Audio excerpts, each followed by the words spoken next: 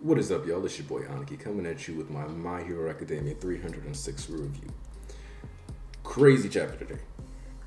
Uh, this one we can kind of go back to the traditional, more like page-to-page breakdown, probably deviate a bit, but in general, this was a phenomenal chapter.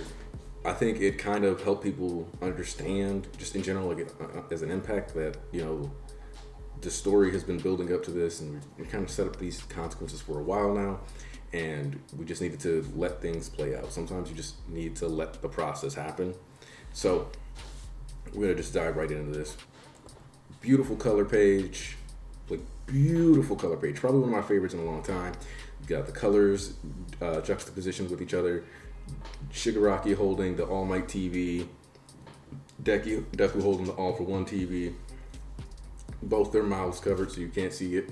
Expressions just determined, focused, and both in like their outfits kind of ratty and in tatters. We see that like both of them once again put in the same position, both kind of down bad. I think it's beautiful. Just Horikoshi keeping those parallels running, and the chapter immediately opens like where we left off before the vestiges came into effect with Genus and Hawks pulling up to talk to All Might. And the thing that kind of surprises me about this is one, it confirms that this is the first time that Hawks has actually met All Might, which at first I was thinking that's kind of odd, but now that I think back on it, All Might's career was towards its end when Hawks started. Hawks became a hero at 18, and he's 22 now, or he was 22 when Deku commented on his age. I don't remember when Hawks' birthday is, so he might be 23 right now. But it's important to note that the injury that All Might got from All for One happened now 7 years ago in the My Hero Academia timeline, since it was 5 years from the time that Deku met him. Then they trained for a year. Deku gets in a UA, go for another year. It's April now, so that's another complete year. So the injury that All Might got was 7 years ago. We currently are, so like that's before Hawks was even a hero. So All Might's hero activity would have been decreasing during the time period that Hawks was a hero. So that kind of explains why they haven't met up before. And the thing that's really shocking to me is that he actually goes ahead and tells Janus and Hawks the story of One for All. We don't see him do it. He just explains, I'm going to tell you everything. And then we immediately segue into how, one, we know that the signs of dangers aren't passing. We see that families will be sitting at home with their TVs, suitcases packed, baseball bats at the ready, just because they're that worried, keeping weapons right by your side to protect yourself. Then we cut away to the press conference, and people talk. It's like the narration here is very strong in this chapter, and they're talking about how people want reassurance, and when bad things happen, people want good news, and sometimes you just don't have that for them. Sometimes it's just not the situation. This is not a good situation, therefore they don't have like this super positive thing to say or ways to uplift them. They're trying to figure that out, but it's not easy with everything that's going on. Hawks still seems to have massive damage to his wings. It seemed like this seemed like a little hint, like maybe they could grow back, but no, Hawks' back is still seems to be gone. Horikoshi made it a point to accurately depict the neck beard in this chapter. Just all around phenomenal stuff, and so many confessions. It blows my mind that on one hand, it's crazy. It makes so much sense to just be so honest and transparent, because hiding these secrets has allowed so many things to fester and bubble and build up behind closed doors. And now that we're finally getting more of this stuff into the light, not hiding your shame and like trying to figure out how to move forward, not being somebody that's idealized any longer. To a certain degree, Horikoshi has taken the phrase "never meet your heroes" and made it very literally, where it's like, no, meeting Endeavor, truly meeting Endeavor, meeting Enji Todoroki means finding out that he's an abusive father. Meeting Keigo Takami, meeting Hawks for real, means finding out that he's more than willing to kill. Well, I wouldn't say more than willing to kill, but he's willing to kill for the better and if he sees fit. It's finding out that sometimes the people that you see as good or bastions of morality do things that are bad, because nobody's 100% good. and that's just the reality of the situation. And we focus specifically on a reporter who's very angry, very upset, talking about how her mother was injured, and basically they're like, you can't just say sorry, and that's not going to change anything. And Deborah's like, yeah, but if we sat here crying and all that other stuff, would it do anything? She's like, no. What you need to do is go fight villains. And then there's even an and Deborah's like, yeah, exactly.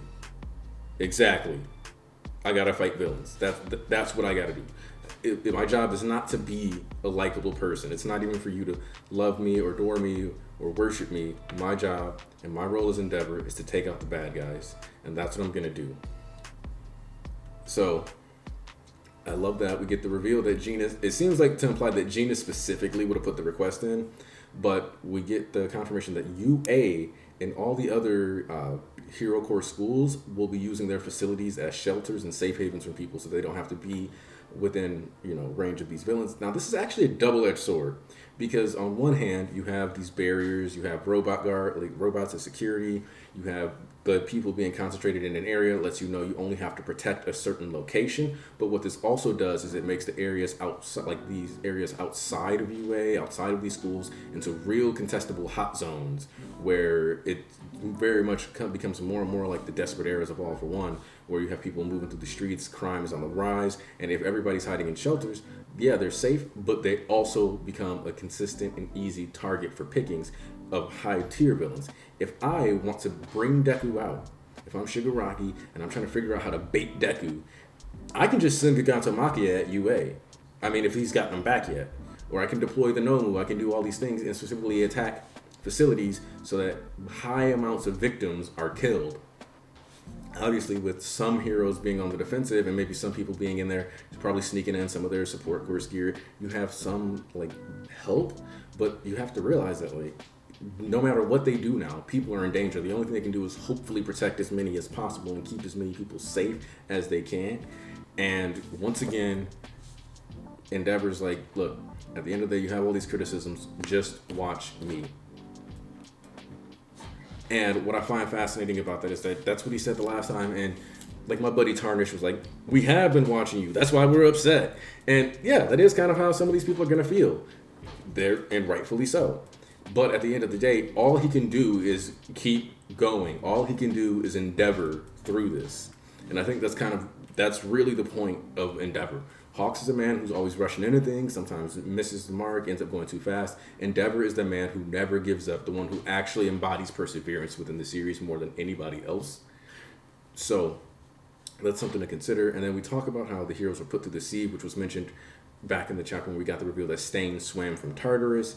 And then the question, the idea of hero society, which during the church stream, we kind of talked about this a bit with Roger, and I said, it might have been better if the word that Horikoshi had used here would have been hero culture, but it wouldn't have made as much sense to a lot of people, or it wouldn't have stuck as hard, because what's changing here, what's crumbling is the blind faith, the blind belief, the worship of heroes. It's kind of like how people will say, oh, this country was founded on X, Y, and Z, and then it's no longer that kind of nation. So if you hear people say it's a Christian nation, but it's well, now there's an increase in atheism, there's multiple religions being represented, etc. So calling it the Christian society, as some people would see it, in some people's minds, has fallen, and instead it's been replaced by a society that is much more diverse and different.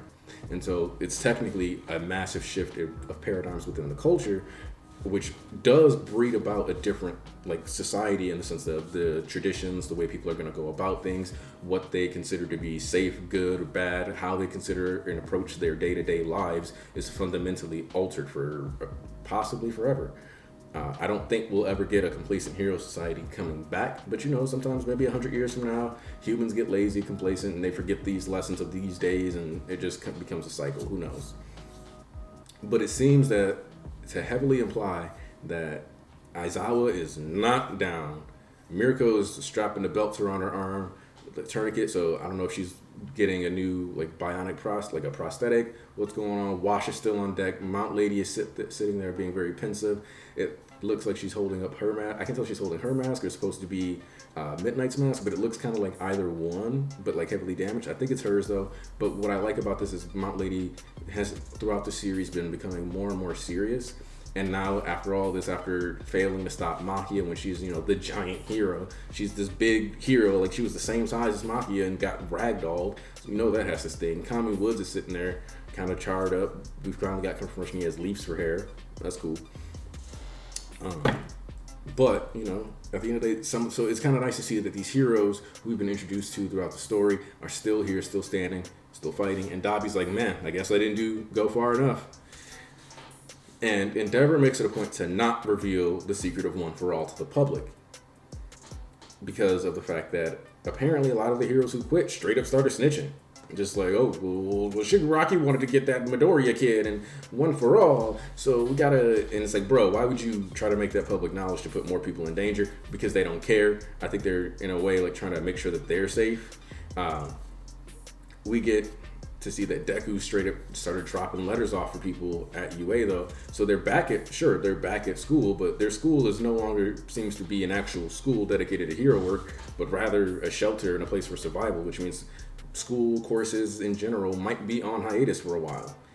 I don't know exactly where we're going with this, but I do think that they might start getting some training again finally, but with them transitioning hopefully into the second year, as Ian said on stream, there you go, there's a spot for Shinso. Everybody was like, well, there's only 40 seats in each, like 20 seats in each class. How would Shinso get in there? Where is he going to go? He's taking Deku's spot, because we find out that Deku is straight up leaving and get one of the most important panels in the entire series, and it's Deku looking out over the city as a giant villain smashes two buildings at the same time effectively, and he's just like a giant villain with this completely dead look in his eyes that just shows that he's seen things, he's tired, and there's a couple really important details here.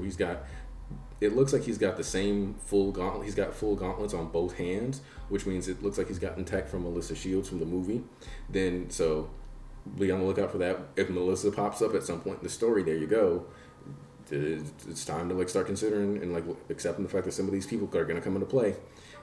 We see he's got Gran Torino's cape, and I don't think he would have that cape for no reason. So this dark despair in his eyes, and the view that a One for All is a cursed power that Bakugo has talked about, and that it seems to be heavily alluded to multiple times within this series.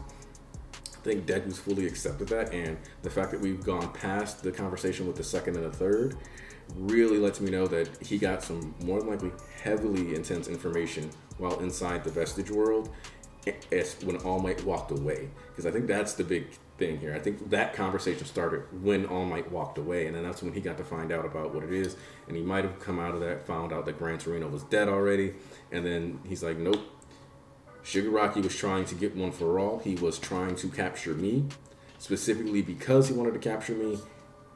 That's why Gran Torino's dead now. That could be why that's why Midnight died, or not why Midnight died, but that might be why Gran Torino's dead in his eyes. The same way Bakugo blamed himself after the Camino incident. So you could actually have a situation where the same way Deku was reaching out to Bakugo after Bakugo approached him about One for All, that Bakugo now is in pursuit of Deku. Doing this would be a great way to ensure that Deku versus Kachan 3, but also I don't think people like Bakugo or Uraraka or Shoto are going to sit around and just let Deku be in the wind. And the fact that we didn't get to see Bakugo or Shoto's reaction this chapter, I think it highlights exactly that's going to come into play, and we're going to really have to think about how they feel and what they're going to do going forward. This chapter being entitled "The Final Act Begins" means I don't think that means that we're in the final arc of My Hero Academia, but rather we're in the final saga. The last two sagas were about 9 arcs long, so if we're hitting another 9 arc stretch, then depending on how long those arcs are, we'll see. We got Deku on the run, overlooking the city. This is a turning point for him as a character because he spent all this time just romanticizing Hero Society with eyes just sparkling. Was like, my dream doesn't mean anything if I have to go to UA to be a great hero because you went to UA, and now he's surrendered UA. He's surrendered happy-go-lucky smile that he had as a youth, and instead he's donning the mask and he's wearing the scarf. And what I like about that is that the scarf covers up the artificial smile that he has on his suit, and the mask covers up his face because he can't smile. He's done smiling. Deku's done smiling. Deku's not able to try to be there. And I don't even think you're going to be seeing like a crying Deku either. This is just Deku after he's been through it. And that's all there is to it. This isn't the same Deku anymore. And I'm excited to see where Horikoshi takes his character, but I can tell that this isn't going to be the happy-go-lucky approach, superhero, 12-year-old super morning cartoon approach that a lot of people seem to... I see people say that's what it is, but I start to think that they want that to be what My Hero is because that's familiar, that's comfortable, it would evoke nostalgia.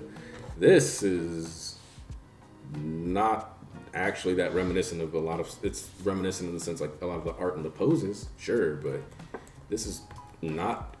There's no point early in the story we never would have been like, oh, Deku's going to leave UA. And everybody, when we talked about this on streams and in the fandom, I've seen people like, oh, do you think any of the kids are leaving, dying, whatever? Like, how is Shinso getting in there? One of the students has to die. Like, nah, we didn't need the students to die. We needed Deku to give up his dream once again, but this time from a completely different perspective, not from the perspective of being a 5-year-old who wants to be a hero, but from the perspective of a 16-year-old who has just gone through effectively a war, watched people he cared about get heavily maimed, potentially know that somebody died while he was in a coma, and now he's sitting here confronting the responsibility of also being the final One For All user, most likely. As charming as that page and as charming and hopeful as that last page was, or that page with Deku saying he wanted to save Shigaraki was, clearly that hope is all but gone now. Or entirely gone. So there's just, we're gonna have to wait and see what's coming here, but I love the fact that we're gonna do this.